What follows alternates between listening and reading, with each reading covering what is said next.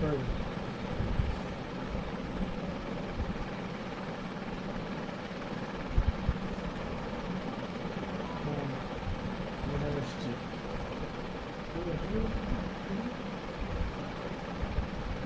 যন্ত্রের মাধ্যমে যখন আমাদের এই বোঝাপড়া, তখন আমাকে দেখা এবং শোনা এই দুটো কাজ যারা করছেন তারা একটু জানান যে এই দুটো কাজ সুসম্পন্ন হচ্ছে কিনা।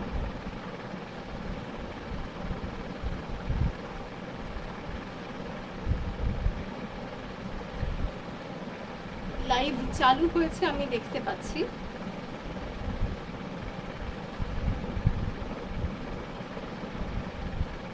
অডিওটা কি পাচ্ছেন? কেউ যদি একটু লিখে জানান প্লিজ।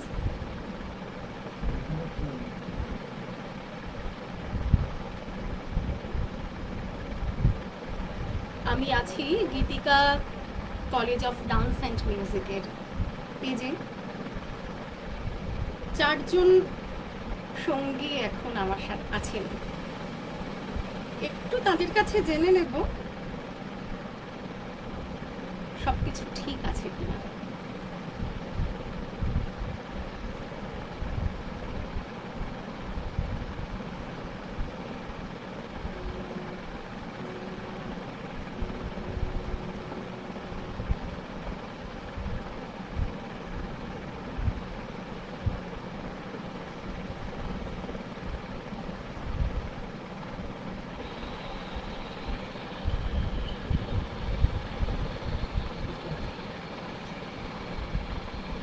দেখা এবং শোনা এই কাজ দুটোই হচ্ছে, ঠিক আছে। আমি প্রথমেই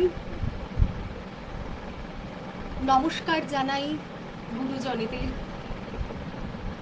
ধন্যবাদ জানাই গীতিকা কলেজ অফ ডান্স অ্যান্ড মিউজিককে। গীতিকা এই নামটির সাথেই দুটি মুখ ভেসে ওঠে আমাদের চোখের সামনে, দুটি প্রিয় মুখ, বিশ্বরঞ্জন এবং অর্পিতার। এই দুই প্রিয় মানুষ, এই শিল্পী দম্পতি, তাদের স্বক্ষেত্রেও যেমন শিল্প প্রতিষ্ঠিত, তেমনি আমাদের সকলকে একত্রিত করার কাজেও কিন্তু অত্যন্ত দক্ষ।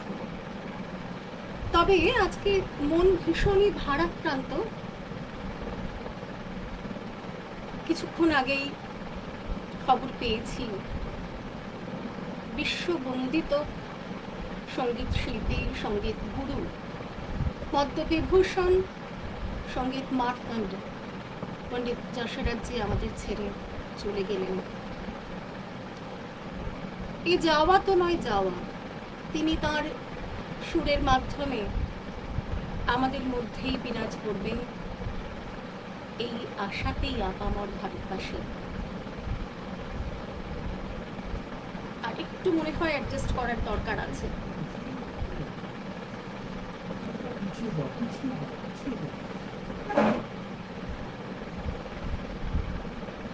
আরো একটি কারণে আমার মন সত্যিই ভারাক্রান্ত। এই খবরটিও আমরা বিভিন্ন প্রচার মাধ্যমের সাহায্যে দেখছি।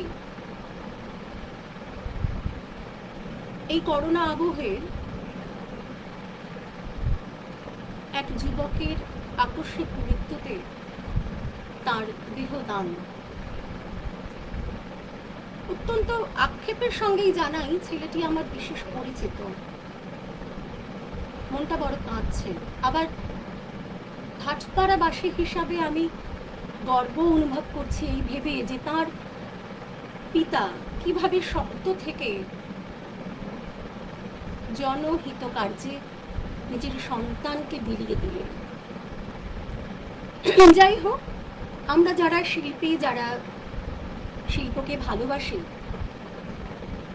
তারা কিন্তু যে কোনো পরিস্থিতিতেই শিল্প চর্চার মাধ্যমে নিজেদের মনের আনন্দ, বিশ্বাস, ভরসার জায়গাটুকু খুঁজে পেতে চেষ্টা করি।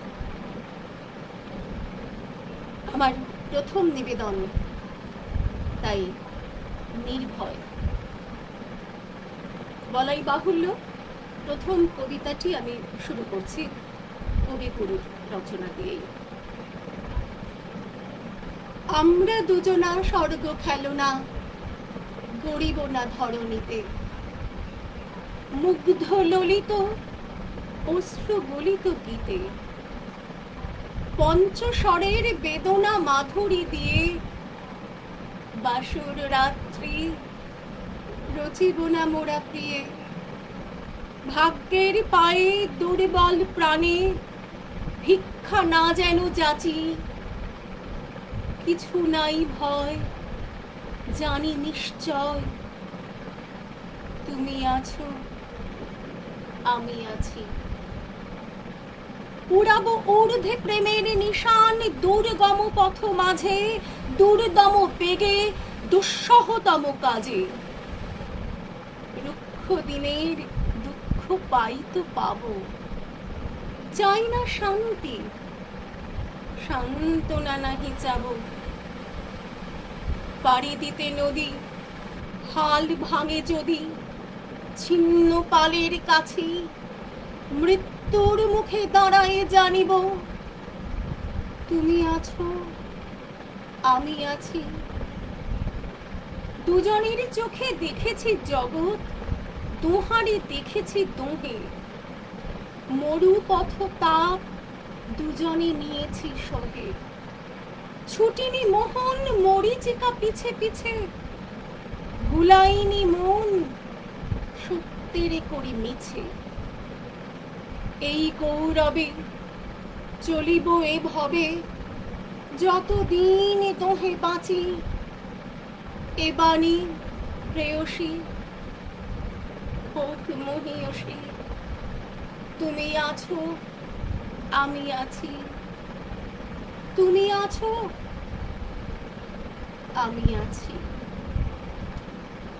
এই পাশে থাকার অঙ্গীকার শুধু তো দুজন মানুষের নয়, আমরা সবাই যেন এইভাবে কাছাকাছি পাশাপাশি থাকতে পারি, এইটুকু বিশ্বাস এইটুকু ভরসা নিয়েই আমাদের পথ চলা হোক।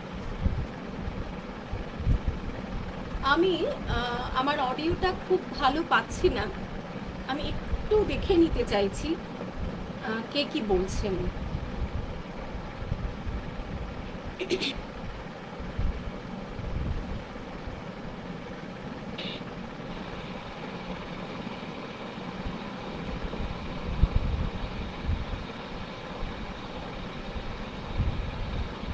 হ্যাঁ, এখনো পর্যন্ত যারা সঙ্গে আছেন তারা দেখতে পাচ্ছেন এমনটাই আমাকে জানালেন, দেখতে পাচ্ছেন শুনতে পাচ্ছেন।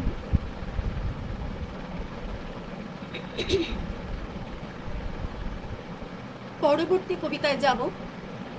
যেহেতু এটি দীর্ঘ সময়ের অনুষ্ঠান, আমার মনে হয় বন্ধুরা তাদের সুবিধা অসুবিধার কথা আমাকে বলবেন, জানাবেন।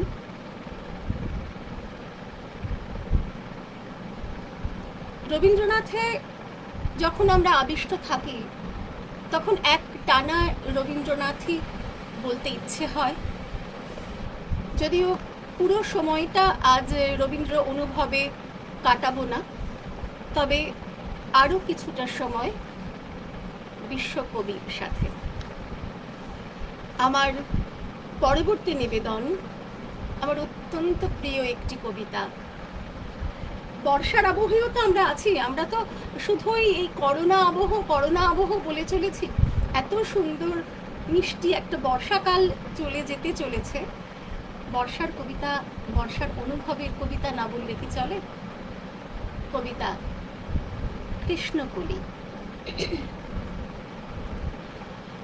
কৃষ্ণকলি আমি তারেই বলি, কালো তারে বলে গাঁয়ের লোক। মেঘলা দিনে দেখেছিলেম মাঠে কালো মেয়ে কালো হরিণ চোখ। ঘুমটা মাথায় ছিল না তার মোটে, মুক্ত বেনি পিঠের পরে লোটে।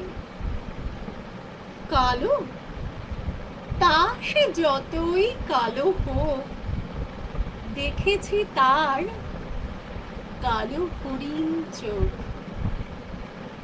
ঘন মেঘে আঁধার হলো দেখে, ডাকতেছিল শ্যামল দুটি গাই।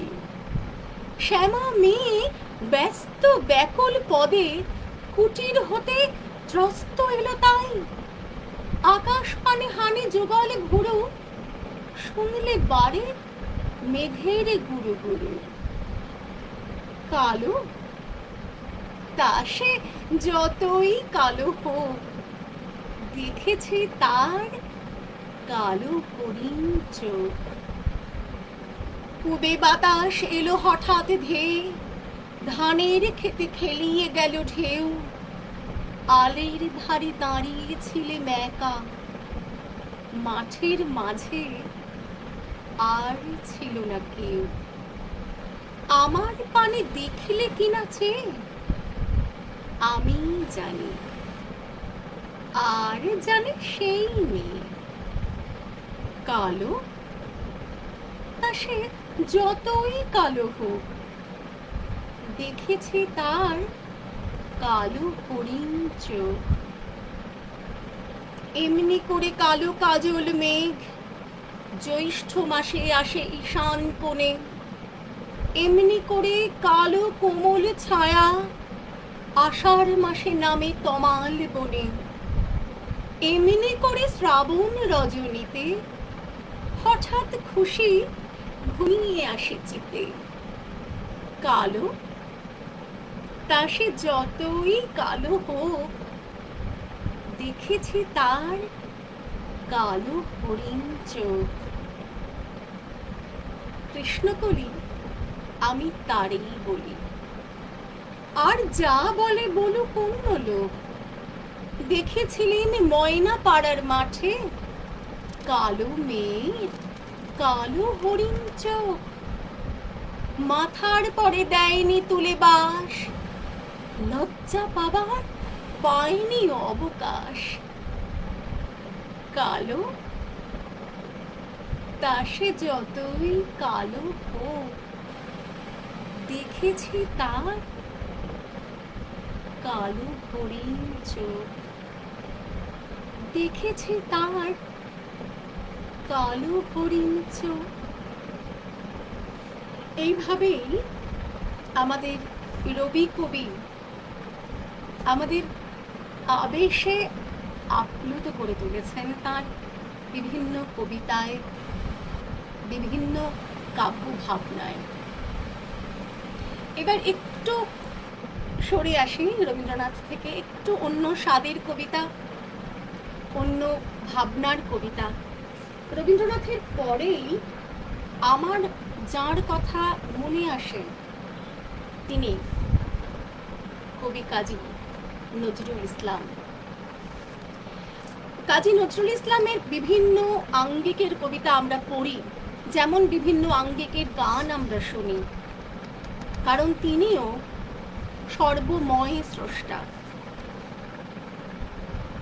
বিশেষ একটি কবিতায় তিনি নিজেকে যেন চিহ্নিত করেছেন, নিজেকে প্রকাশ করেছেন পূর্ণাঙ্গ রূপে। তেমনই একটি কবিতা আমার কৈফিয়ত।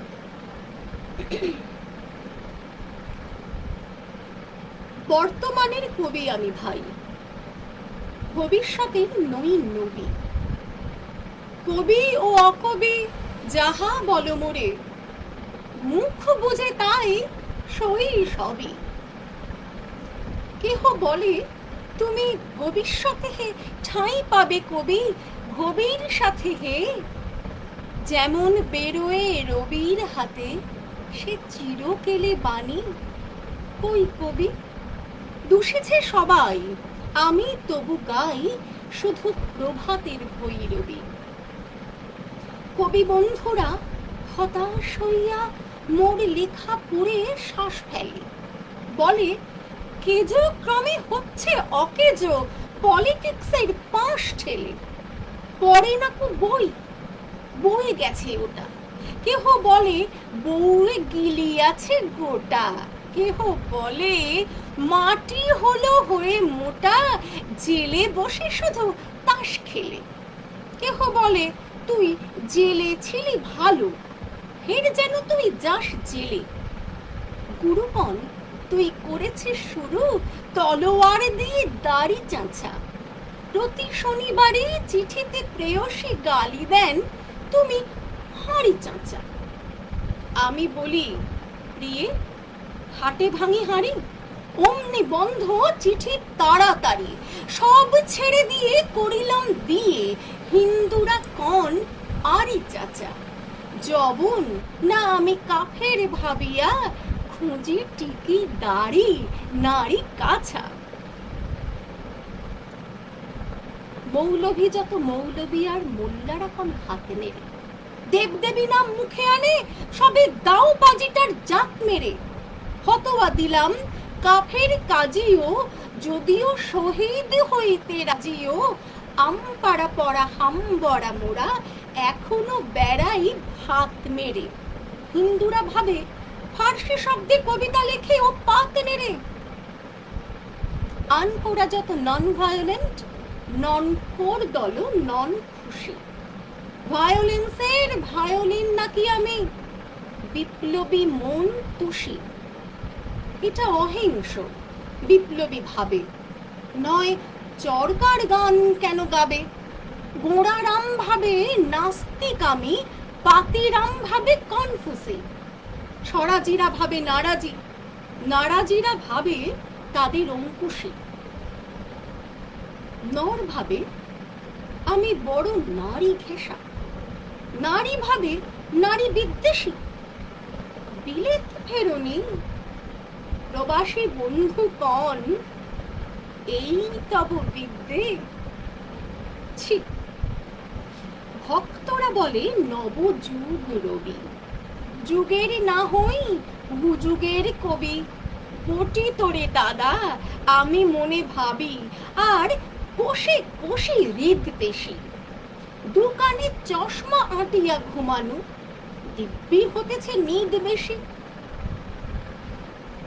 কি যে লিখি ছাই, মাথা ও মুন্ডু আমি কি বুঝি তার কিছু। হাত উঁচু আর হলো না তো ভাই, তাই লিখি করে ঘাড় নিচু। বন্ধু, তোমরা দিলে না কো দাম, রাজ সরকার রেখেছেন নাম। যাহা কিছু লিখি অমূল্য বলে অমূল্যে নেন। আর কিছু শুনেছ কি?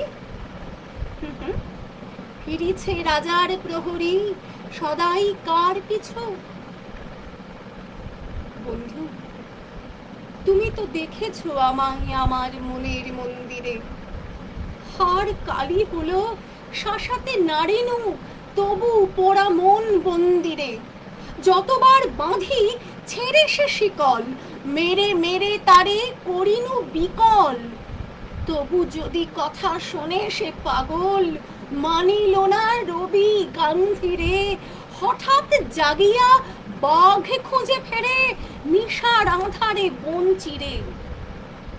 আমি বলি, ওরে কথা শোন খেপা, দিব্যি আছিস খোশালে। প্রায় হাফ নেতা হয়ে উঠেছিস, এবার এ দাম ফসকালে। ফুল নেতা আর হবি নে যে হায়, বক্তৃতা দিয়া কাঁদিতে সভায়। গুড়ায়ে লঙ্কা পকেটেতে বোকা, এই বেলা ঢোকা। সেই তালে নিস তোর ফুটো ঘরটাও ছে, নয় বস্তা বিশেষকালে। বোঝে না কো যে সে চারণের বেশে, ফেরে দেশে দেশে গান গে। গান শুনে সবে ভাবে, ভাবনা কি দিন যাবে এবে পান খেয়ে। রবে না কো ম্যালেরিয়া মহামারী, স্বরাজ আসিছে চোরে জুড়ি গাড়ি। চাঁদা চাই তারা ক্ষুধার অন্ন এনে দেয়, কাঁদে ছেলে মেয়ে। মাতা কয়, ওরে চুপ হতভাগা, স্বরাজ আসে যে দেখছে। ক্ষুধাতুর শিশু চায় না স্বরাজ, চায় দুটো ভাত। একটু নুন, বেলা বয়ে যায় খায়নি কো বাছা, কচি পেটে তার জলে আগুন। কেঁদে ছুটে আসি পাগলের প্রায়, স্বরাজের নেশা কোথা ছুটে যায়। কেঁদে বলি, ওগো ভগবান, তুমি আজিও আছো কি? কালি ও চুন কেন ওঠে না কো তাহাদের গালে, যারা খায় এই শিশুর খুন। আমরা তো জানি, স্বরাজ জানিতে পোড়া বারটাকু এনেছি খাস। কত শত কোটি ক্ষুধিত শিশুর ক্ষুধা নিঙারিয়া কারিয়া গ্রাস। এলো কোটি টাকা, এলো না স্বরাজ, টাকা দিতে নারে ভুখারি সমাজ। মার বুক হতে ছেলে কেড়ে খায়, মোরা বলি বাঘ খাও হে ঘাস। হেরিনু জননী মাগিছে ভিক্ষা, ঢেকে রেখে ঘরে ছেলের লাশ। বন্ধু গো, আর বলিতে পারি না, বড় বিষ জ্বালা এই বুকে। দেখিয়া শুনিয়া খেপিয়া গিয়াছি, তাই যাহা আসে ওই মুখে। রক্ত ঝরাতে পারি না তো একা, তাই লিখে যাই এ রক্ত লেখা। বড় কথা, বড় ভাব আসে না কো মাথায় বন্ধু, বড় দুঃখে। অমর কাব্য তোমরা লিখিও বন্ধু, যাহারা আছো সুখে। পরোয়া করি না বাঁচি বা না বাঁচি, যুগের হুজুগ কেটে গেলে। মাথার ওপরে জ্বলিছেন রবি, রয়েছে সোনার শত ছেলে। প্রার্থনা করো যারা কেড়ে খায় ৩৩ কোটি মুখের গ্রাস, যেন লেখা হয় আমার রক্ত লেখায় তাদের সর্বনাশ, তাদের সর্বনাশ, তাদের সর্বনাশ।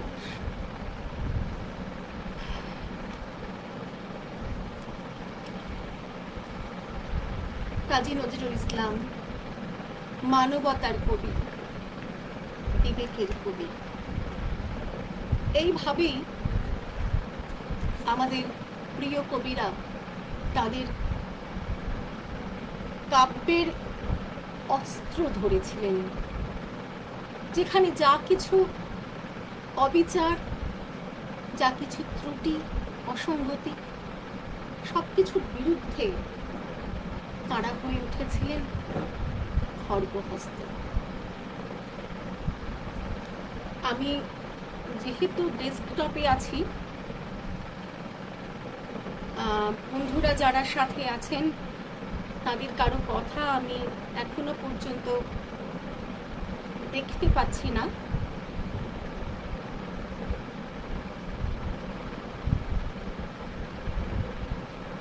কারা সঙ্গে আছেন যদি একটু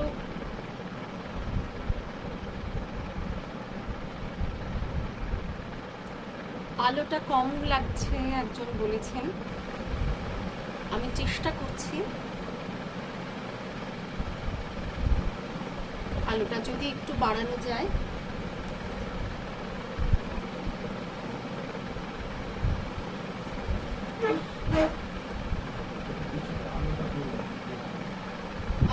এখন বন্ধুরা যদি দেখেন, আমার মনে হয় আলোটা একটু বেটার পাবেন। এবার পরবর্তী নিবেদনে যাব। আমরা রবীন্দ্রনাথের জন্মদিন পালন করেছি, রবীন্দ্রনাথের মৃত্যুদিনেরও উদযাপন হয়েছে। কাজী নজরুল ইসলামের জন্মদিন পালন, মৃত্যুদিন আসন্ন এই আগস্ট মাসেই। এই আগস্ট মাস আরও একটি বিশেষ কারণে আমাদের নাড়া দেয় ভীষণভাবে। এই অগস্টেই আমাদের স্বাধীনতা। সত্যি কতটা স্বাধীন আমরা হয়েছি, এখনো তার দিশা খুঁজে বেড়াচ্ছি। বারবার বিভিন্ন দেশের স্বাধীনতার কথা যখন পড়ি, ইতিহাসের পাতায় যখন তা উঠে এসেছে, বারবার আমাদের চোখের সামনে প্রতিভাত হয়, তখন একই রকম ভাবে নাড়া লাগে মনে।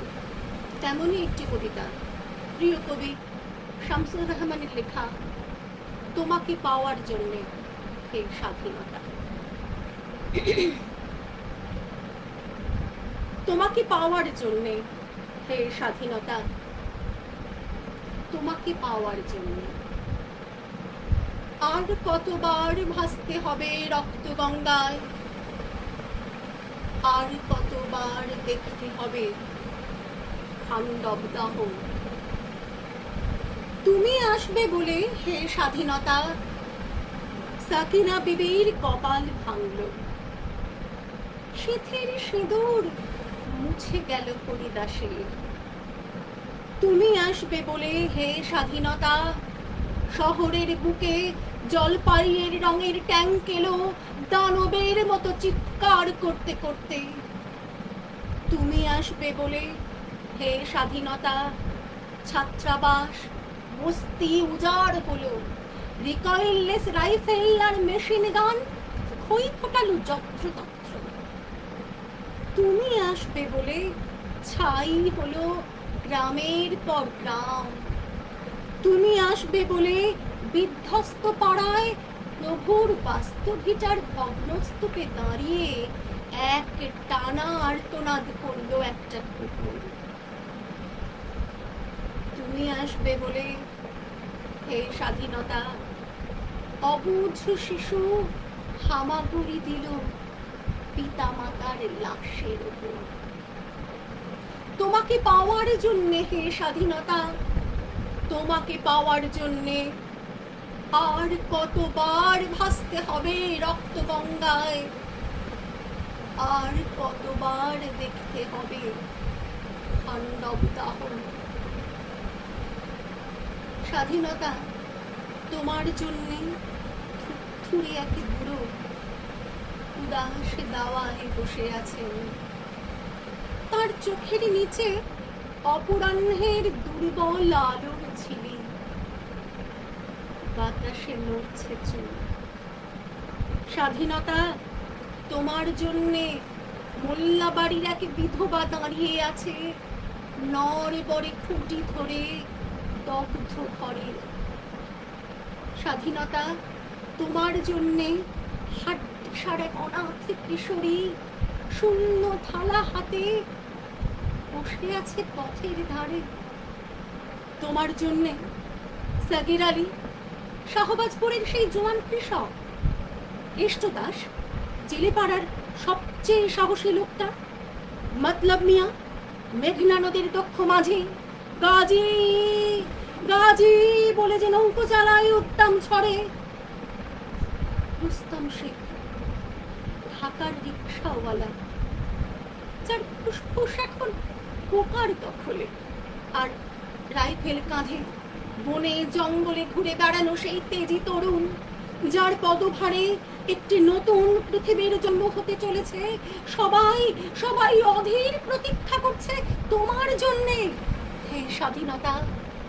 পৃথিবীর এক প্রান্ত থেকে অন্য প্রান্তে জ্বলন্ত ঘোষণার ধ্বনি প্রতিধ্বনি তুলে, নতুন নিশান উড়িয়ে দামামা বাজিয়ে দিক বিদিক এই বাংলায় তোমাকে আসতেই হবে হে স্বাধীনতা, তোমাকে আসতেই হবে হে স্বাধীনতা, তোমাকে আসতেই হবে হে স্বাধীনতা।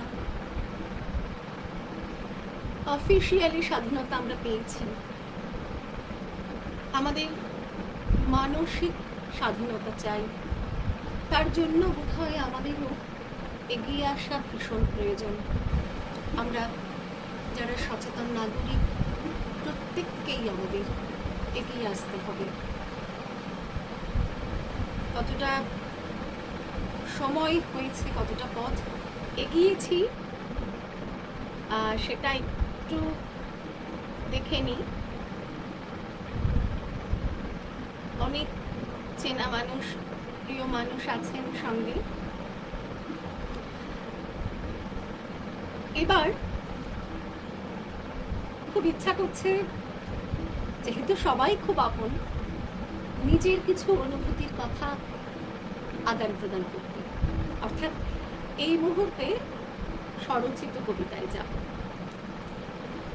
প্রথমে যে কবিতাটি পড়ার ইচ্ছা রয়েছে সেটি অনেক দিন আগে লেখা। একটা ছোট্ট গল্প আছে কবিতাটি লেখার পিছনে। আমি তখন কল্যাণী বিশ্ববিদ্যালয়ের ছাত্রী। একদিন বিশ্ববিদ্যালয় থেকে ফিরছি, কল্যাণী ঘোষপাড়া স্টেশনে দাঁড়িয়ে আছি। কল্যাণী সীমান্ত লোকালে আসা যাওয়া ছিল, খুব নস্টালজিক লাগছে কথাগুলো বলতে। তো স্টেশনে দাঁড়িয়ে সারাদিন ক্লাস করেছি, স্বভাবতই ঘুম পাচ্ছে, খুব ঘুম পাচ্ছে। আর ওই ট্রেনটা কিন্তু ভীষণ ভিড় ছিল, খুব ভিড় হতো। ইউনিভার্সিটির ছেলেমেয়েরা, প্রফেসরেরা, তারপরে রেলওয়ে কর্মীরা যেতেন আসতেন। উঠেছি কল্যাণী ঘোষপাড়া থেকে। তার আগে স্টেশনে যখন দাঁড়িয়ে আছি, দুটি লাইন বারবার ঘুরে ফিরে আসছে। কি না, ঘুম আসছে, ঘুম আসছে, ঘুম আসছে। বেশ, এই যে সুর করে বললাম না, এই সুরটাই মনের মধ্যে অনুরণিত হচ্ছিল। এবার তখন আমাকে স্ট্রাইক করলো যে এর পরের লাইনগুলো আমাকে ভাবতে হবে। এবার ট্রেনে উঠেছি, ভীষণ ভিড়, বললামই বসার জায়গা পাইনি। আমরা আপে কল্যাণী সীমান্ত পর্যন্ত চলে যেতাম, যার ফলে বসার জায়গা পেতাম। সেদিন কোনোভাবে কোনো কারণে উঠতে পারিনি আগে, তো ডাউন ট্রেন ধরেছি। ভীষণ ভিড়, আবারও বলছি, দাঁড়িয়ে আছি কোনো রকমে, কিন্তু মনের মধ্যে কাজ করছে ওই দুটি লাইন যে আমি যদি এক্ষুনি কোনো একটা খাতা বার করে না লিখে রাখি, হারিয়ে যাবে। তারপর বাড়ি গিয়ে দেখা যাবে কতটা টানতে পারি, আমার ভাবনাটাকে নিয়ে এগিয়ে চলতে পারি। তো ট্রেনে দাঁড়িয়ে দাঁড়িয়ে কোনোভাবে ব্যাগ থেকে খাতা পেন বার করে 2-3টি লাইন লিখে ফেললাম। আর তারপর বাড়ি গিয়ে সন্ধেবেলা বসে বসে শেষ করি কবিতাটি। আমার ভীষণ ইচ্ছে করছে আজকে আপনাদের সামনে সেটি পড়ার। কবিতাটির নামও দিই ঘুম আসছে। ঘুম আসছে, ঘুম আসছে, আকাশ জুড়ে ঘুম আসছে, বাতাস জুড়ে ঘুম ভাসছে। ঘুম আসছে, ঘুম আসছে, ঘুম আসছে। ঘুম আসবার আগে যখন ফোটালে ফুল, সময় কোথায় ধরিয়ে দেব তোমারই ভুল। আজকে রাতের শেষ প্রহরের ঘণ্টা ধ্বনি, তোমার গীতে সুর রুমঝুম অবাক শুনি। পিছলে যাওয়া বর্তমানের সরব স্মৃতি, মোচড় দিল হৃৎ পিঞ্জরে তোমার প্রীতি। সময় জুড়ে নামে ঘুমের উদাস হাওয়া, ঝিঝি ডাকা রাতের সাথে তোমার যাওয়া।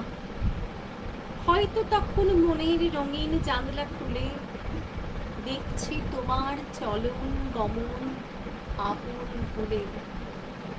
উন্মনা মন তাথই চরণ দরবারি সুর, প্রীতির ছাদে চরণ আমা জড়াই নুপুর।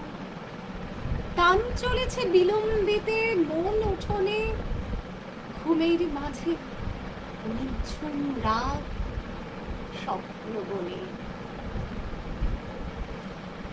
জাগরণের পালার বোঝা সাঙ্গ করে মিলতে হবে সুরের মাঝে ঘুমের ঘোর। মিলতে হবে সুরের মাঝে ঘুমের ঘোরে। আজ একজন সুর সাধককে হারালাম আমরা। তিনি চির ঘুমের দেশেই চলে গেলেন।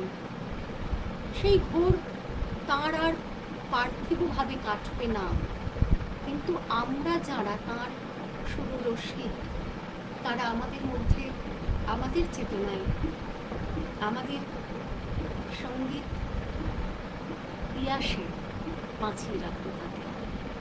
পণ্ডিত যশোদাস। এর পর আরও দুটি ছোট কবিতা পড়ব আমার নিজেরই। যেহেতু নিজের লেখা, নিজের অনুভবের কথা, তাই অবশ্যই জানতে চাইব বোদ্ধা যারা আছে তাদের কাছে তাদের কেমন লাগছে। পৃথিবী থেকে সবুজ চলে যাচ্ছে বলা ভুল হবে। আমরা যেন ধ্বংস করার নেশায় মেতে উঠেছি। পাশাপাশি আবার গাছ লাগানোর প্রকল্প তো নেওয়া হচ্ছে চারিদিকে। সেই অঙ্গীকার নিয়েই আমরা অনেক মানুষ কিন্তু আজ চলছি, ভাবছি সে কথা। আমার কবিতা সবুজ বিপ্লব। যে বিধাতা এনে দিল প্রেম, সেই কার বুকে দিল সুধা। দেশ আমার, তোমাকে বাঁচানোর অঙ্গীকারে প্রতিজ্ঞাবদ্ধ আমরা, কিন্তু বেঁচে থাকার ভর কেন্দ্রে কারা যেন কুঠারাঘাত করে। তারা মানুষ দেহধারী, ক্ষুদ্র স্বার্থের বোঝা বইবার নেশায় দিশাহারা। সবুজ পাতার মাঝে ঝিলিমিলি ভোর কবিকে দিল প্রত্যয়। তবে কেন বারবার নির্মম আত্মহননের পথ বেছে নেয় মানুষ? সবুজকে ধ্বংস করে নীল আকাশের ঠিকানা পাবে না সে তো। তাই পুনর্জন্ম দরকার। যতই উঠুক ঝড়, যতই শানিত হোক মানুষের লোভের তরবারি, মানুষই আবার পারে সবুজের সন্ধানে যেতে। সবুজের বিপ্লবে তাই এসো আজ উঠি মেতে। সবুজের বিপ্লবে তাই এসো আজ উঠি মেতে। এ আমার আহ্বান, এ আপনার আহ্বান, আমাদের প্রত্যেকের আহ্বান হয়ে উঠুক। প্রত্যেকেই আমরা অঙ্গীকারবদ্ধ হই সবুজ বাঁচানো। তবেই আমরা ভালো থাকবো, প্রকৃতি হাসবে, আমরাও হাসব। এবছরই 22শে শ্রাবণী লেখা আমার একটি কবিতা। এই কবিতার মাধ্যমেই আমি আমার এই স্বরচিত কবিতা পাঠের পর্ব থেকে সরে যাব। কবিতা চেতনায় রবীন্দ্রনাথ।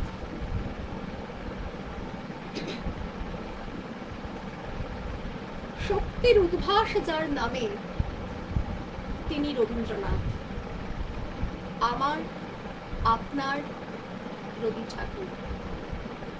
ছোটবেলার সহজ পাঠের সাথে একাদোক্তা খেলা, দুই বিনুনির ভাঁজে পড়তে শেখার ছন্দে রবীন্দ্রনাথ। ভাবনা বয়ে চলে কাল স্রোতে, চেতনার উন্মেষ হয় রোজ। তোমার সাথে তখন আমার একটু একটু পরিচয়। কোথাও যখন হারিয়ে যাওয়ার মানা নেই, তখন লাজুক হাসি হেসে আবার কথা কওয়া তোমার সাথে নতুন করে।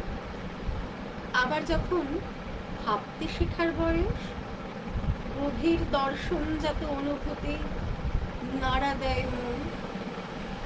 বুঝতে পারি চিন্তায় পাক লাগছে, আর পথ দেখাচ্ছ তুমি। চেতনায় রবীন্দ্রনাথ। ভালোবাসার নতুন সবুজ পাতা রং মেলেছে যখন, তখনও শিহরণে রবীন্দ্রনাথ। আবার ঝড়ের রাতের অভিসারের রোমাঞ্চে গভীরতায় রবীন্দ্রনাথ। এই একটি নামের প্লাবন এসে ভাষায় দুপুরে ছাপানো বহতা নদীতে।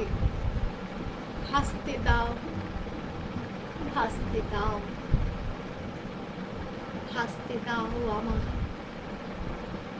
আজীবন, আজীবন। ঘড়ির কাঁটা এগোচ্ছে।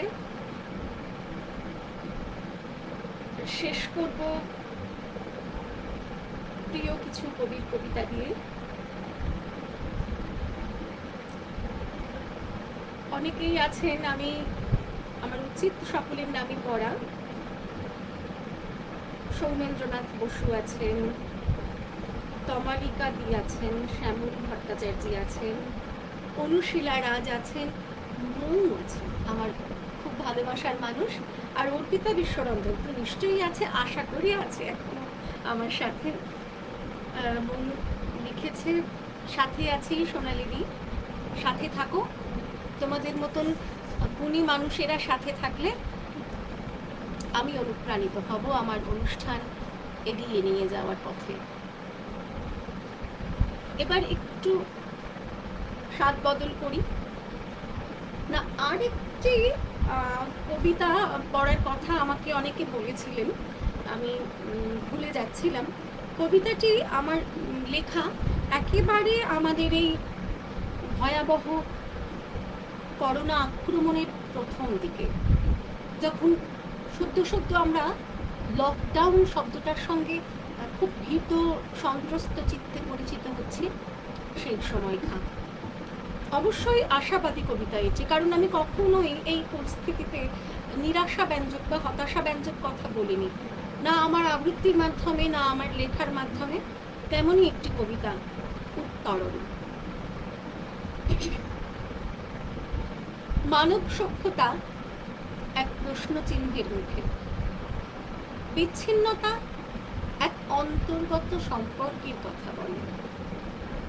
শারীরিক বিচ্ছেদ, তবু তো তা মানসিক নয়। একটু দূরে থাকো বন্ধু, তবু তো আছি তোমার মনের কাছাকাছি। ভালো থাকার অঙ্গীকারে এই লড়াই জিতবই আমরা।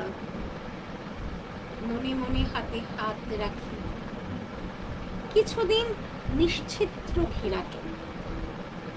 এসো বাঁচি, পৃথিবীর মানুষ আর একবার জন্ম লাভ করি। হয়তো তখন দেখতে পাবো তোমায় নতুন করে বাঁচতে চাওয়া ভোরে। আবছা আলোয় চিনে নেবার সুখে পড়বে মুখে গভীর রক্তরাগ। তুমি তখন বাড়িয়ে দেবে হাত, সঙ্গোপনে বসবো মুখোমুখি। অভিমানের প্রাচীরটাকে ভেঙে অনুরাগে ভাসবো অবসুখী। অনুরাগে ভাসবো অবসুখী।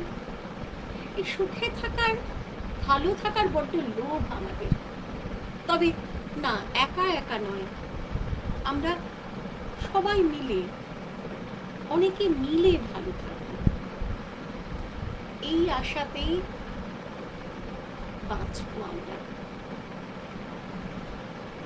এবার আরো কিছু প্রিয় কবিতায় যাব।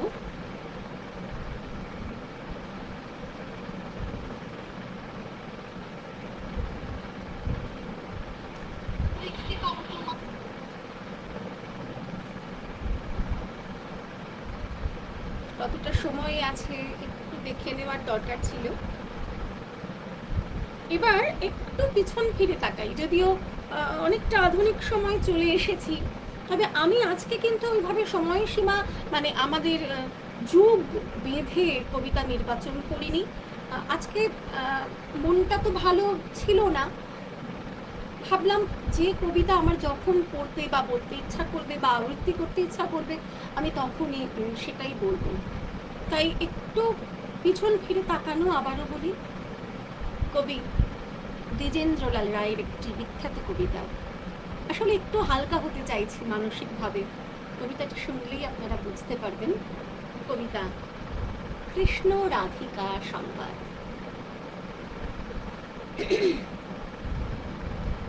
এই কবিতাটি খুব বেশি দিন আগে থেকে আবৃত্তি হচ্ছে না, এখন কিন্তু অনেক আবৃত্তিকার আবৃত্তি করছেন, পাঠ করছেন এটি। কৃষ্ণ রাধিকা সংবাদ।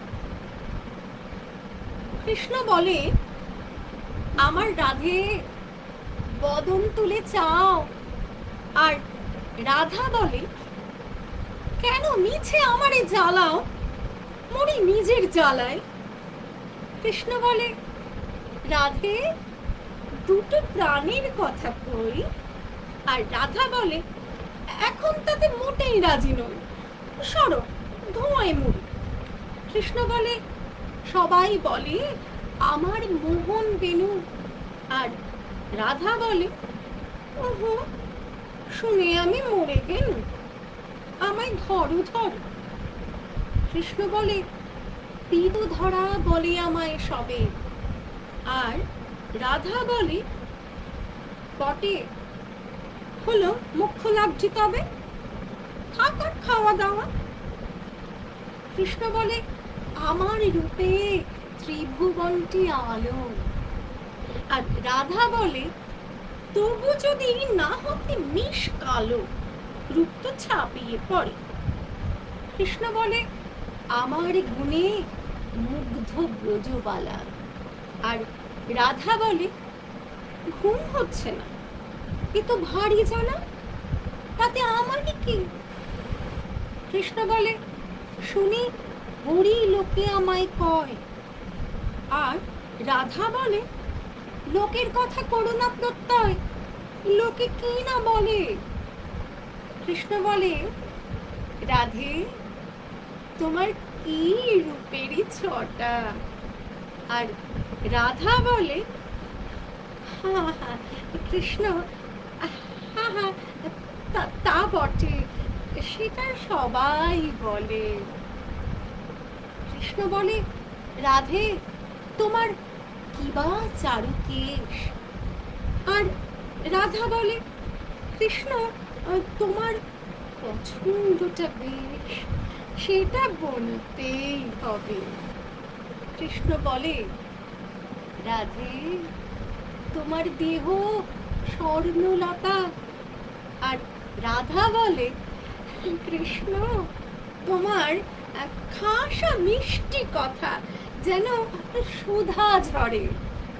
কৃষ্ণ বলে, এমন বর্ণ দেখিনি তো কভু।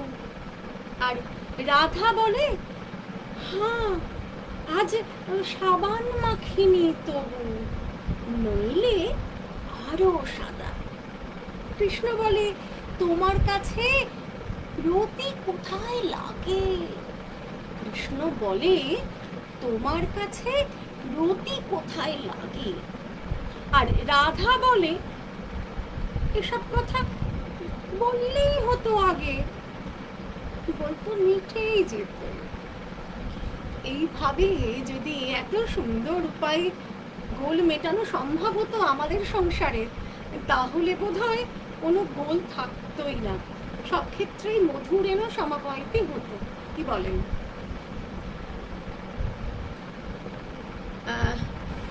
আরো বেশ কিছু কবিতা আমার পছন্দের, আমার ভালো লাগার, ভালোবাসার কবিতা হবে না। আর একবার একটু দেখে নিতে হবে কতটা সময় আছে।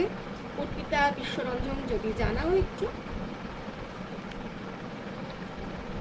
আমি যদি সময় থাকে তাহলে কবি কৃষ্ণা বসুর একটি কবিতায় যাব।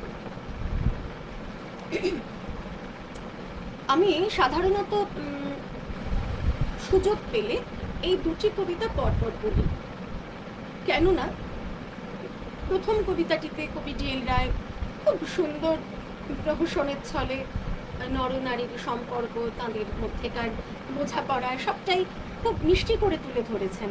সেখানে রাধিকার এক অন্য রূপ। আর আমাদের কবি কৃষ্ণাদি, কবি কৃষ্ণা বসু খুব গভীর মননের সাথে লিখলেন রাধিকা সংবাদ। আসি সেই কবিতাটি।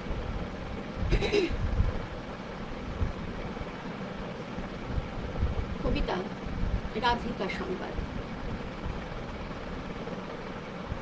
কৃষ্ণ ভুলবার পর সবাই ভুলেছে তোকে, কেউ আর মনেও রাখেনি।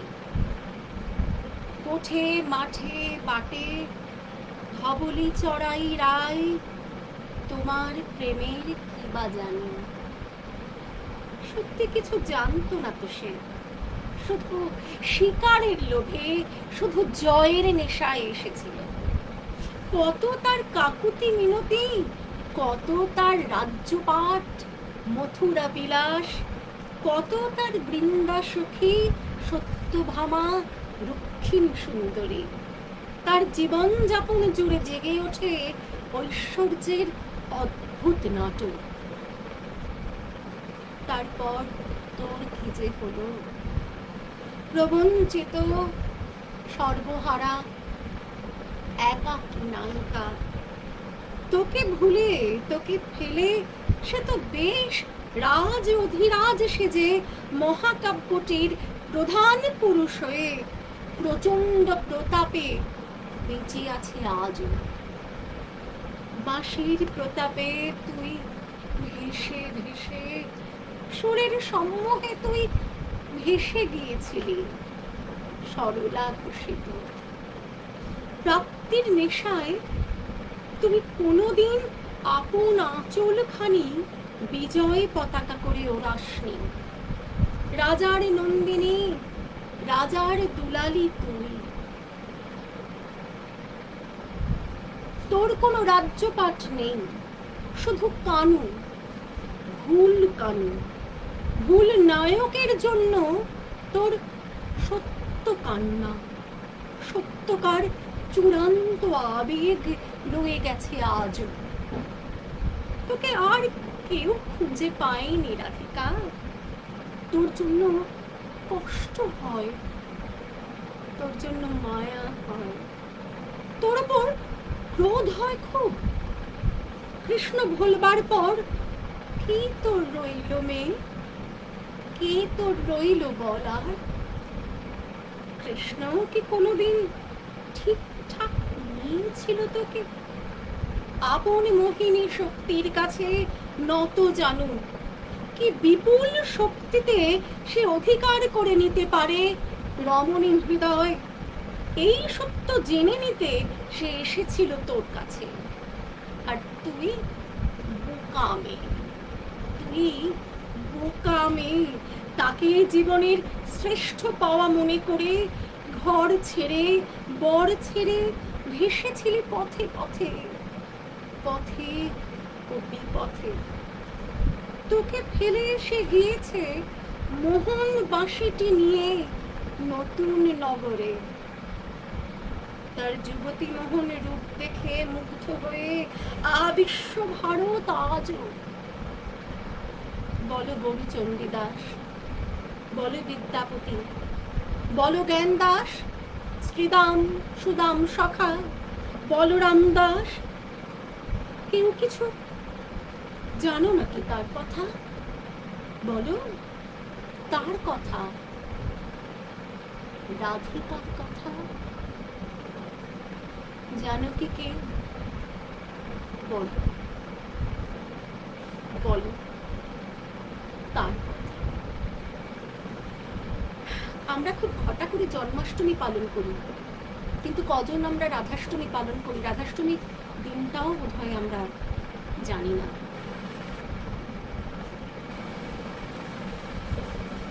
সময়ের দিকে চোখ রাখতেই হবে। ঘড়ির কাঁটা যা বলছে, আরো একটি দুটি কবিতা বলতে পারবো, সম্ভবত আরো 8 মিনিট আছে।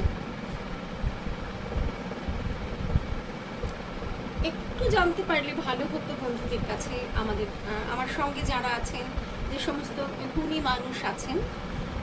আমি যা ভেবেছি সেই অনুযায়ী নিজের একটি পছন্দের কবিতা দিয়ে শেষ করব, নাকি আমার লেখা কোনো কবিতা দিয়ে শেষ করব। আমি ডেস্কটপে আসলে কিছু ফলো করতে পারছি না, তবে যে সময়টুকু আছে আমি এ যুগের অত্যন্ত বিখ্যাত, অত্যন্ত প্রিয় গুণী কবি শুভ দাশগুপ্তর লেখা এই কবিতাটির মধ্যে দিয়ে অনুষ্ঠান হয়তো শেষ করব। যদি 2-1 মিনিট সময় থাকে তখন আমি নিজের কবিতায় যাব।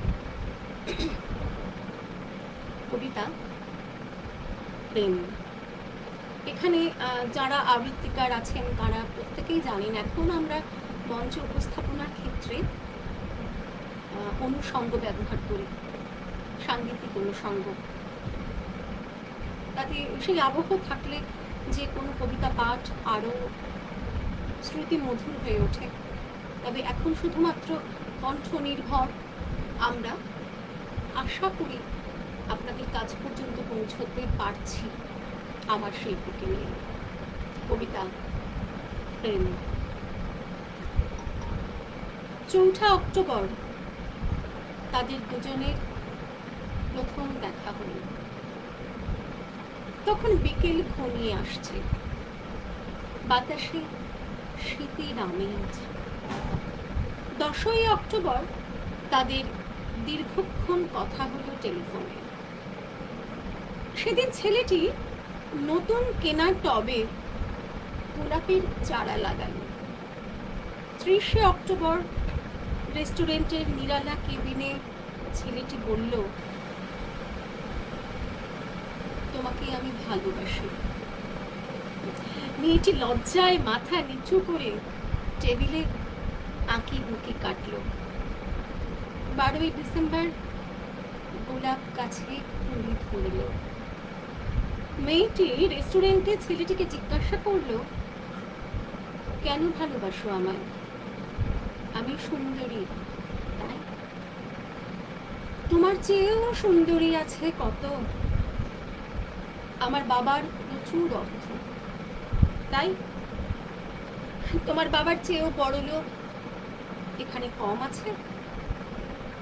তাহলে ভালোবাসি ভালোবাসি তার আবার কারণ হয় নাকি?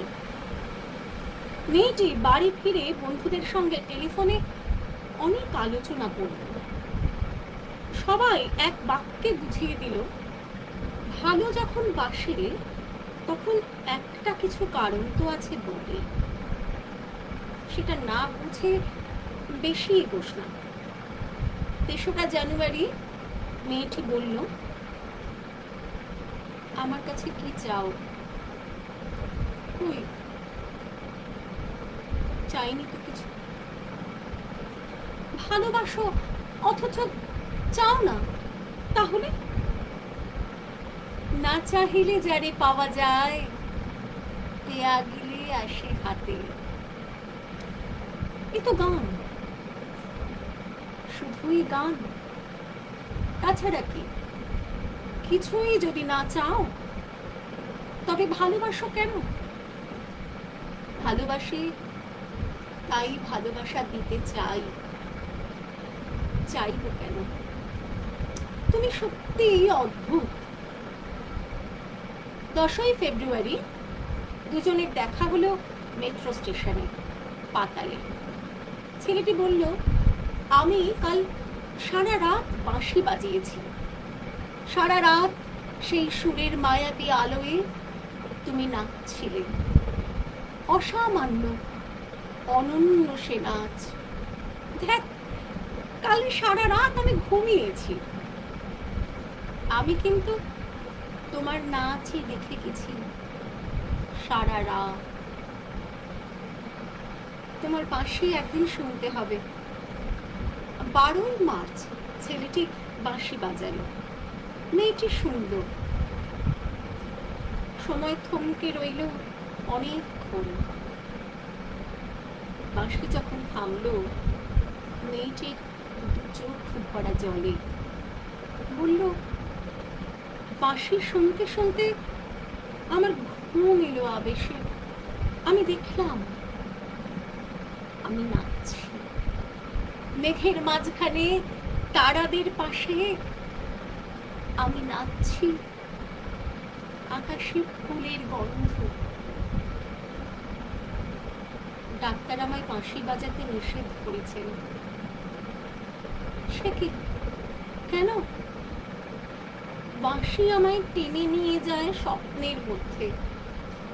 ডাক্তার বলেছে, স্বপ্ন দেখে আমার মস্তিষ্কের শিরা উপশিরায় জট পাকিয়ে যাচ্ছে। তাহলে ভাবছি 16ই এপ্রিল মেয়েটি বলল, আমার বন্ধুরা বলেছে তুমি খুব ভালো, অসাধারণ, কিন্তু তুমি সৃষ্টি ছাড়া, তোমার স্বপ্ন সব অর্থহীন। আমি জানি। স্বপ্ন টপ্ন ছেড়ে দিতে পারো না তুমি? না। তাহলে তাহলে তুমি তো আমাকে হারাবে। তোমায় পাইনি তো কখনো। 5ই মে ছেলেটির মস্তিষ্কে অপারেশন হলো। একটু সুস্থ হতে মেয়েটি এসে বলল, ভালো আছো তো?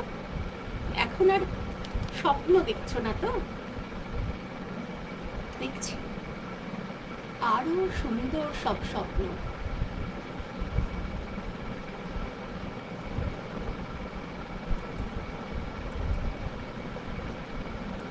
এই কি হলো গো? হ্যালো হ্যালো,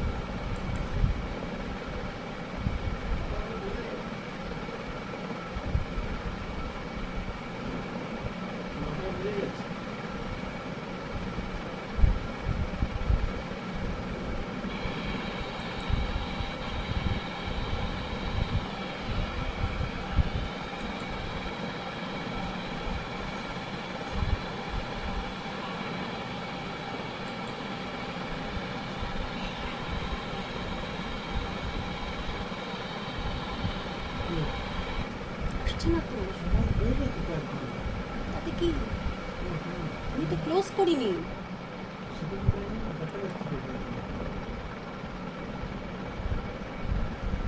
আমি আমার ক্যামেরাটি পাচ্ছি না। যে কবিতাটি শুরু করেছিলাম সেটি দিয়েই আমাকে শেষ করতে হবে আজকের অনুষ্ঠান। আপনারা আমাকে দেখতে পাচ্ছেন কিনা যদি এখানে ওয়াচ পার্টিতে জানান, তাহলে আমি বুঝতে পারবো।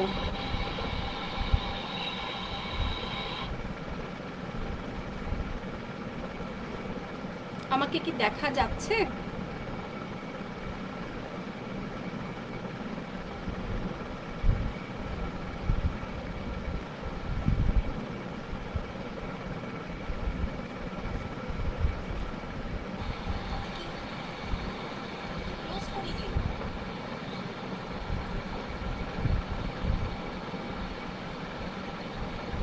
আমি আমার ক্যামেরাটি পাচ্ছি না। যে কবিতাটি শুরু করেছিলাম সেটিতে।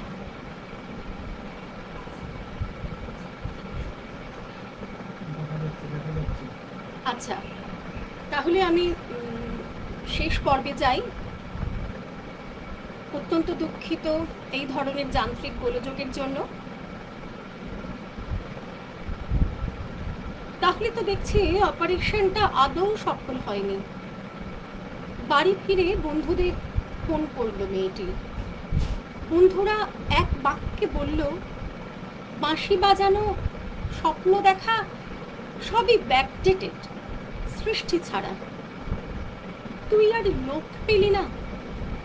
তুই এত রূপসী, তোর এত উজ্জ্বল প্রসপেক্ট। ভালো যদি চাস তাহলে শিগগির বিয়ে করে ফেল তোর দাদার সেই বন্ধুকে। উনি তো শুনলাম কানাডাতে সেটেল করবেন। 7ই জুলাই মেয়েটি আবার জিজ্ঞাসা করল, তুমি সত্যি কি চাও বলো তো? তুমি আরো সার্থক, আরো সুন্দর হয়ে ওঠো। ব্যাস, আর কিছু না, আর চাই স্বপ্ন দেখতে। ও স্বপ্ন তাহলে তুমি ছাড়তে পারবে না? না, তাহলে থাকো তুমি স্বপ্ন নিয়ে। 12ই আগস্ট গোলাপ গাছে ফুল ফুটলো অনেক। সেদিন দুপুরে ছেলেটির মস্তিষ্কে আবার অপারেশন হলো। 13ই সেপ্টেম্বর ছেলেটি মারা গেল। 14ই সেপ্টেম্বর মেয়েটির শুভ বিবাহ সুসম্পন্ন হলো কর্ণাটকামী সেই পাত্রের সঙ্গে। 20শে সেপ্টেম্বর গোলাপ গাছটি হঠাৎ ঝড়ে উপড়ে গেল। সেদিন সন্ধ্যার বিমানে মেয়েটি হানিমুনে গেল। যাবার আগে বন্ধুদের বলে গেল, স্বপ্নের চেয়ে বাস্তব অনেক ভালো, অনেক মধুর। স্বপ্ন দেখে কেবল বোকারা। 4 অক্টোবর ছেলেটির মা ঝরে পড়া গোলাপ গাছটিকে সযত্নে তুলে ফেলে দিলেন। শূন্য টবে তখন কয়েকটা পোকা, কয়েকটা মাছি। আমি জানি না, আমরা কেউ জানি না ওগুলো পোকা, মাছি নাকি ছেলেটির স্বপ্ন। আমরা ঠিক জানি না, আমরা কেউই জানি না। শেষ পর্যায়ে আমি কিন্তু নিজেকে দেখতে পেলাম না। আমি জানি না আমার সাথে আপনারা ছিলেন কিনা, তবে এই শুভকামনা জানিয়েই আজকের মতো বিদায় নিচ্ছি। সবাই ভালো থাকুন, সুস্থ থাকুন, নির্বিঘ্নে থাকুন। শুভরাত্রি।